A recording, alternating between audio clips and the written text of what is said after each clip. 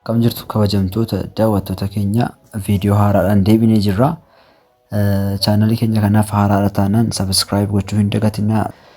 Viidiyoo kanarratti akkamittiin laanguweejii yookiin immoo afaan Oromoo fayyadamuu dandeenya waan jedhu ilaalla. Afaan tokko afaan biraatti akkamittiin hiikna, fakkeenyaaf afaan Oromoo irraa gara afaan Ingiliffaatti hiikuu yoo barbaanne akkamittiin hiikachuu dandeenya, afaan Ingiliffaa irraa immoo gara afaan Oromoo akkamittiin hiikuu akka dandeenyu walii ilaalla. Turtii gaarii. jalqaba irratti bilbila keenya irraa appii Google Chrome ni banna. Appii Google Chrome ergi bannee booda irra keessoo kana irratti Google Translate jennee sarchi godha. Google Translate jennaani itti aansuudhaan gara gadii kana translate.google.com kan jedhu kana isinitti mul'ata yaada kana jechaadha. Kana filannaa irratti kilikii goona. Itti aansuudhaan Googleen gara translation website isaatti nu geessa jechaadha.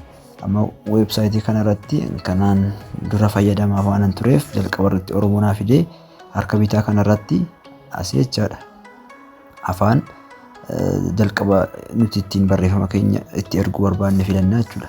Amma fakkeenyaaf ani afaan Oromoodhaan gara afaan Ingiliffaatti hiikachuu barbaade yoo ta'e as biratti gara bitaa kanaan Oromoon filadhaa, gara mirgaa kana irratti immoo Ingiliffaan filadhaa jechuudha.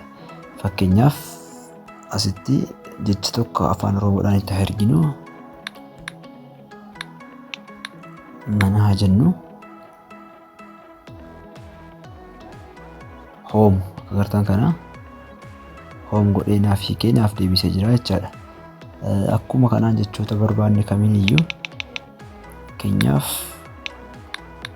bokkaa jedhee yoo itti ergee rain akka haala kana fakkaatuun naaf deebisee jira.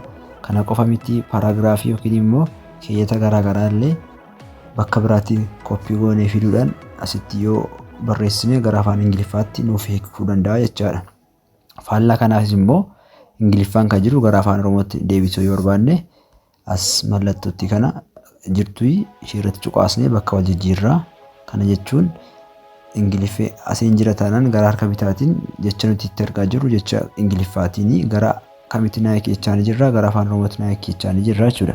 Fakkeenyaaf Ingiliffaan jecha tokko itti erginu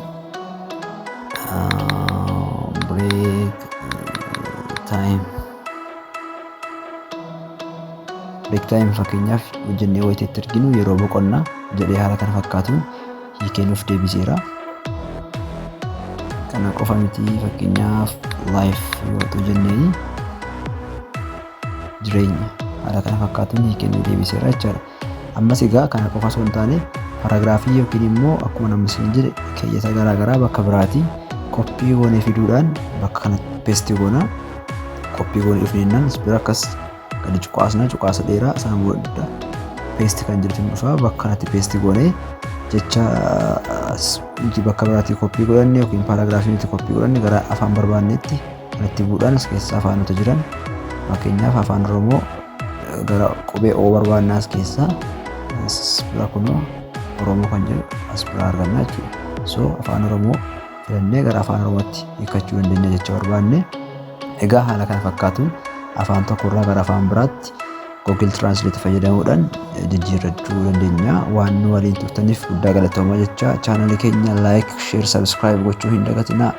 Viidiyoo itti aanu hanga wal agarrutti turtii gaarii isiniif hawwina.